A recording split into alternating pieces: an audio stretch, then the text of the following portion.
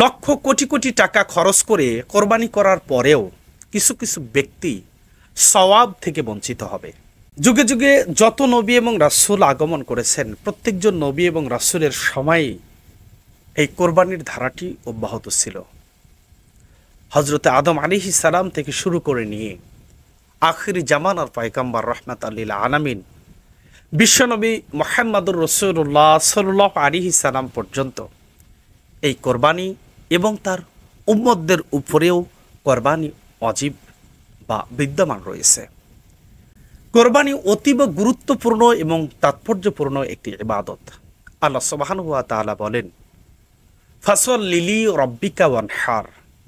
বিশ্বনবী মুহাম্মদুর রাসূলুল্লাহ সাল্লাল্লাহু আলাইহি সাল্লামকে ডেকে আল্লাহ রাব্বুল আলামিন বলেছেন, অতএব তোমার রবের কুদরতি পায়ে সিজদা করো, সালাত আদায় করো এবং অনহার নহর প্রবাহিত করো। সুবহানাল্লাহ, সুবহানাল্লাহ।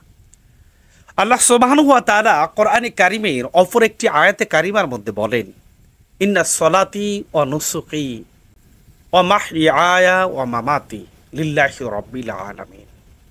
আল্লাহ রাব্বুল আলামিন বলেন, নিশ্চয়ই আমার নামাজ, নিশ্চয়ই আমার কোরবানি, নিশ্চয়ই আমার জীবন, আমার মরণ সব কিছু আল্লাহ রাব্বুল আলামিনের জন্য। প্রিয় দর্শক, আমরা যারা কোরবানির পশু ক্রয় করতে যাচ্ছি, অবশ্যই আমাদেরকে একটি বিষয় লক্ষ্য রেখে কোরবানির পশু ক্রয় করাটা অতীব বাঞ্ছনীয়। সেটি হলো যে একমাত্র কেবলমাত্র আল্লাহ সুবহানাহু ওয়া তাআলার সন্তুষ্টি যেন আমাদের মূল লক্ষ্য এবং উদ্দেশ্য হয়। লক্ষ কোটি কোটি টাকা খরচ করে কোরবানি করার পরেও কিছু কিছু ব্যক্তি সওয়াব থেকে বঞ্চিত হবে। লক্ষ কোটি কোটি টাকা খরচ করে কোরবানি করার পরেও কিছু ব্যক্তির আমল নামায় এই সওয়াব পৌঁছবে না। প্রিয় দর্শক, সেই ব্যক্তিগুলো কারা, এটা অবশ্যই তো আমাদের জানা দরকার। আল্লাহ সুবহানাহু ওয়া তাআলা কোরআন কারীমের মধ্যে বলেন, ফাওয়াইলুল লিল মুসাল্লিন আল্লাযীনা হুম আন সালাতিহিম সাহুন আল্লাযীনা হুম ইউরাউন। আল্লাহ সুবহানাহু ওয়া তাআলা কিছু কিছু নামাজীদের জন্য ওয়েল দোজক রেখেছেন। তারা কারা? আল্লাহ সুবহানাহু ওয়া তাআলা বলেন, আল্লাযীনা হুম আন সালাতিহিম সাহুন, যারা তাদের নামাজের প্রতি বেখিয়াল, নামাজের প্রতি মনোযোগী নয়, নামাজের প্রতি অলস, বেখিয়াল অবস্থায় যারা নামাজ আদায় করে। আল্লাযীনা হুম ইউরাউন, আর যারা লোক দেখানোর উদ্দেশ্যে নামাজ আদায় করে।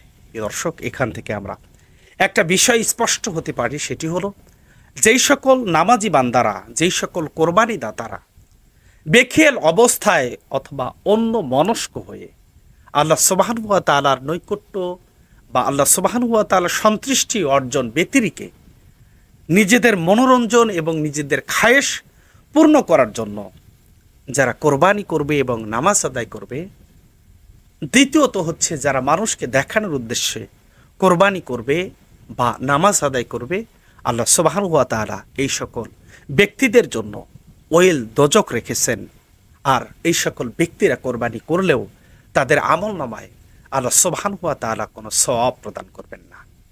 কাল কিয়ামতের কঠিন মুসিবতের সময়ে যখন একজন মানুষ তার আমল নামাটা শূন্য দেখতে পাবে, যে নেকি শূন্য অবস্থা রয়েছে, আল্লাহ সুবহানাহু ওয়া তাআলাকে জিজ্ঞাসা করবে, ইয়া রাব্বে কারীম, আমি তো আমার জীবনে নামাজ আদায় করেছি, আমি তো আমার জীবনে দান খয়রাত করেছি, আমি তো আমার জীবনে কোরবানি করেছি, আমি তো আমার জীবনে হজ করেছি, আমি তো আমার জীবনে নফল ইবাদত করেছি, আমার এত ইবাদত, এত দান সাদকা, এত আমার কোরবানির নেকিগুলো কোথায় চলে গেল? আল্লাহ সুবহানাহু ওয়া তাআলা তখন প্রত্যেকজন মানুষকেই বা ওই মানুষগুলোকে জবাব দিবেন, তুমি দুনিয়ার জীবনে নামাজ আদায় করেছিলে মানুষকে দেখানোর উদ্দেশ্যে, এমনকি তুমি নামাজের প্রতি যত্নশীল ছিলে না, তুমি দুনিয়ার জীবনে কোরবানি করেছিলে অন্য মনস্ক হয়ে তোমার নিজের আত্মার তৃপ্তির জন্য, অথবা তুমি কোরবানি করেছিলে সমাজের মানুষকে দেখানোর জন্য। আল্লাহ সুবহানাহু ওয়া তাআলা জবাব দেবেন, তুমি হজ করেছিলে যাতে করে মানুষ তোমাকে হাজি বলে আমন্ত্রণ করে, হাজি বলে সম্বর্ধন করে ডাকে, অথবা তোমাকে হাজি সাহেব বলে সম্মান করে, এই উদ্দেশ্যে তুমি হজ করেছিলে, তুমি দান সাদকা করেছিলে যাতে করে মানুষ তোমাকে বড় দানবীর বলে, তুমি খয়রাত করেছিলে যাতে করে মানুষ তোমাকে বড় দাতা বলে ডাকে। আর মানুষ তো তোমাকে দুনিয়ার জীবনে সেগুলোই বলে সম্বর্ধন করত। অতএব তোমার সবগুলোকেই ওই দুনিয়ার জীবনেই শেষ করে দেয়া হয়েছে। পরকালীন জীবনের জন্য যেহেতু তুমি কোনো ইবাদত করনি, কোনো দান সদকা করনি, কোনো কোরবানি করনি, কোনো দান খয়রাত করনি, হজ করনি, জাকাত প্রদান করনি, এই জন্য তোমার আমল নামাজ শূন্য রয়েছে। নাউযুবিল্লাহি মিন যালিক। প্রিয় দর্শক, এইবার একটু চিন্তা করুন যে ওই হাসরের ময়দানে আল্লাহ সুবহানাহু ওয়া তাআলা যখন আমার আপনাকে এইরকম জবাব প্রদান করবেন, আমরা বিনা নেকি অবস্থায় হাসরের ময়দানে যখন উত্থিত হব, তখন আমাদের অবস্থাটা কতটা ভয়ানক হবে, কতটা দুঃখজনক হবে, আমাদের অবস্থাটা কতটা করুণ হবে। তাই আসুন দুনিয়ার জীবনে আল্লাহ সুবহানাহু ওয়া তাআলাকে সন্তুষ্ট করার জন্য আমাদের নামাজ, আমাদের রোজা, আমাদের হজ, জাকাত, আমাদের কোরবানি, দান সাদকা সব কিছুকে শুধুমাত্র কেবলমাত্র আল্লাহর সন্তুষ্টির জন্য আমরা পালন করি, আদায় করি। আল্লাহ সুবহানাহু ওয়া তাআলা যেন আমাদেরকে তৌফিক দান করেন। ওমা তৌফিকি ইল্লা বিল্লাহ। আসসালামু আলাইকুম ওয়া রাহমাতুল্লাহি ওয়া বারাকাতুহু।